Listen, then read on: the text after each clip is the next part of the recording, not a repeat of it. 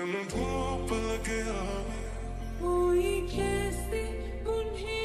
শহরে বৃষ্টির তোরে স্বপ্নের ঘর দেখেছিল বৃষ্টি স্নাত একটি কোলা।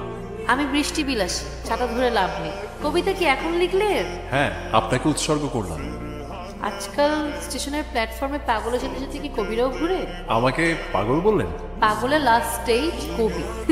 হাসিটা একটু আস্তে হাসুন। বৃষ্টিরা আজ আপনার হাসিতে বিমোহিত। বৃষ্টিরা আমার হাসিতে বিমোহিত, কিন্তু আমার রূপের ছটায় কেউ অভিভূত না। কেউ অভিভূত কিনা জানি না, কিন্তু আমি অভিভূত এবং বিমোহিত। তাহলে আপনি 50 নাম। 50 মানে? এর আগেও 49 জন কবি আমার রূপের ছটায় বিমোহিত এবং অভিভূত হয়ে পাগল হয়ে গিয়েছে। আজকে আপনি হাফ সেঞ্চুরি পূর্ণ করলেন।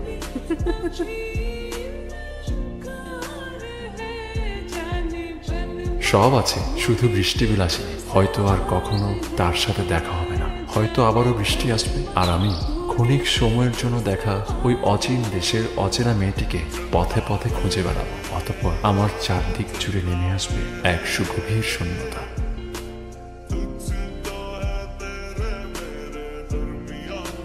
আরে বৃষ্টি বিলাসী, জি, আমি তো ভাবতেই পারিনি যে আপনার সঙ্গে আমার আবার দেখা হবে। আপনি কি আমাকে খুঁজছিলেন? আমি হারাই আমাতে, নিজেকে খুঁজে পাই তোমাতে। এত কবিতা কোত্থেকে আসে? কিছু কিছু মানুষকে দেখলে এমনিতেই কবিতা বের হয়ে আসে। আচ্ছা শুন, বাসা যেতে হবে, সুতরাং বিদায়। অপেক্ষার পর আসে প্রেম, প্রেমের জোয়ারে ভাসে মন। এই কবিতা কি এখন বানালেন? বাবা, এই বিরল প্রতিভা নিয়ে স্টেশনের প্ল্যাটফর্মে কি করেন? আপনার নাম? নাম দিয়ে কি আসে যায়? তার থেকে বরং বেনামেই থাকি, সেটাই ভালো। কিন্তু বৃষ্টি বিলাসীর তো খুব সুন্দর একটা নাম হওয়ার কথা, আর আমার মনটা সেই নামটা জানতে চায়। রুহি, আমার নাম রুহি। খুব ছোট্ট কিন্তু মিষ্টি একটা নাম।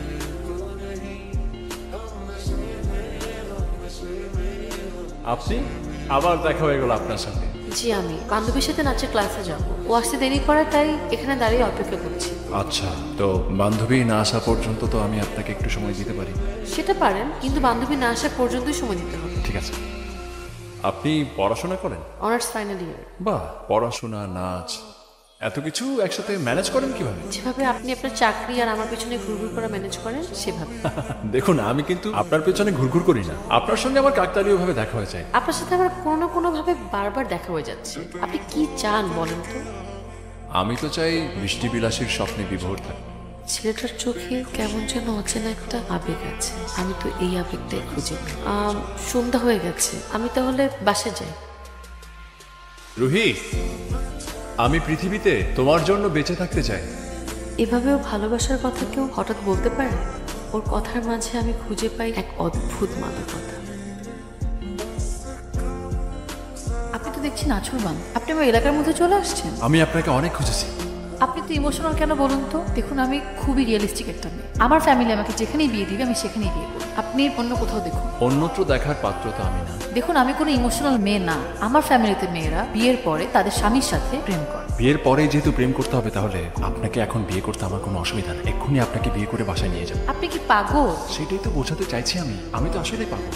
এটা কিভাবে সম্ভব? আমি আপনাকে চিনি না, জানি না, আপনি আমাকে বলেন আমি আপনাকে বিয়ে করে ফেলবো? পৃথিবীতে সত্যি কি আমরা সব মানুষকে চিনি? মানুষ তো সবসময় সেই মানুষটারই হাত ধরে যেই মানুষটাকে সে আসলে চেনে না। পৃথিবীতে আয়োজন করে কখনো বড় কিছু ঘটেনি। আমাদের বিয়েটা আমাদের জীবনে বিশেষ কিছু হয়ে থাক না। জীবনে মানুষকে বলার মতো একটা স্পেশাল কিছু থাক না। আপনি শুধু 10টা মিনিট টাইম নেন। আপনার যদি মনে হয় যে এরকম একটা পাগল ছেলেকে বিয়ে করার সিদ্ধান্ত নেওয়াটা ভুল, তাহলে আপনি চলে যাবেন, আমি আপনাকে আটকাবো না।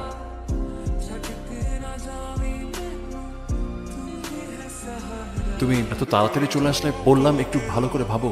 বিশেষ কিছু পাওয়ার জন্য এত ভাবতে হয়? আমি ভেবে ফেলেছি, চলো বিয়েটা করে ফেলি।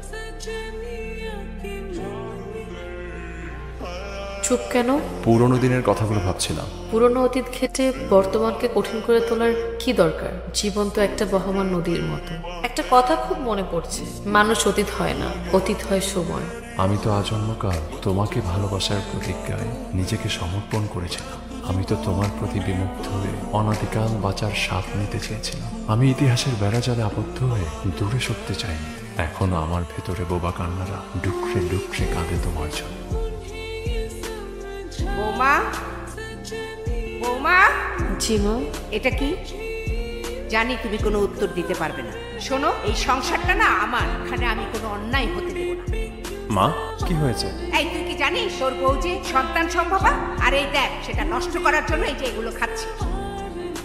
রুহি মা কি বলছে সব? তুমি কি করছো এগুলো? তুমি কিন্তু মাত্রা ছাড়িয়ে যাচ্ছ। বিয়ের 6 মাস পার হয়ে গেল, এখন পর্যন্ত তোমার মা আমাদেরকে মেনে নেয়নি। আমি কোন ভরসে বাচ্চা নিব? কান খুলে শুনে রাখো, আমি এখন বাচ্চা নেওয়ার জন্য প্রস্তুত না। তোমার যদি বাচ্চা নেওয়ার এত শখ থাকে আরেকটা বিয়ে করো, যাও। রুহি এই মা দেখেছেন, আপনার ছেলে যে আমার গায়ে হাত তুলো তাতে তার কোনো দোষ না, আর সব দোষ আমার। মুখ সামলে কথা বল। রাশেদ, আমি তোকে আগেই বলেছিলাম এই মেয়ের মধ্যে কোনো ঝামেলা আছে, সেই জন্যই আমি এই বিয়েতে রাজি ছিলাম না। আচ্ছা তুমি আমাকে আর ফোন করবে না। কেন? আমি কি আমার ওয়াইফকে ফোন দিতে পারি না? শোনো রাশেদ, আমি বাচ্চাটা মিসক্যারেজ করেছি। কি বলছো তুমি এসব?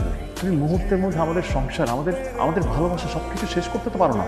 হ্যাঁ দিলাম, কারণ তোমার আমার সম্পর্কের মধ্যে ইগো বাসা বেঁধেছে। সেই সম্পর্কে ভালোবাসা খোঁজা অনর্থ। তুমি আমাকে এইভাবে শূন্য করে দিতে পারো না। অনেক দেরি হয়ে গেছে রাশেদ। কেন আমার জন্য এরকম একটা ক্ষণস্থায়ী প্রেম এলো? আমার কিসে আনন্দ, আমার কিসে সুখ, এই জিনিসটা বোঝার ক্ষমতা তোমার নাই রাশেদ। অথচ এই আমি মাত্র 7 মিনিটের সিদ্ধান্তে তোমাকে বিয়ে করেছিলাম। অসীম শূন্যতার শহরে, ঔন্নাসিকতার ভিড়ে উদ্ভ্রান্ত মনের মনোগল্পেরা উড়ে বেড়ায় নিদারুণ তীব্র বেদনায়। দেখ তো কিসের চিঠি আসছে। কি রে, কিসের চিঠি? রুহি আমাকে ডিভোর্স দিয়েছে। কি? আমি জানতাম এই মেয়েটা এরকম একটা কাজই ঘটাবে। মা প্লিজ তুমি একটু এখান থেকে যাও। মা আমাকে একটু একা থাকতে দাও মা। রুহি, এছাড়া আর কোনো উপায় ছিল না। আমি তোমাকে নিয়ে বাঁচতে পারলাম না। আমি হেরে গেলাম, আমার প্রেম হেরে গেল।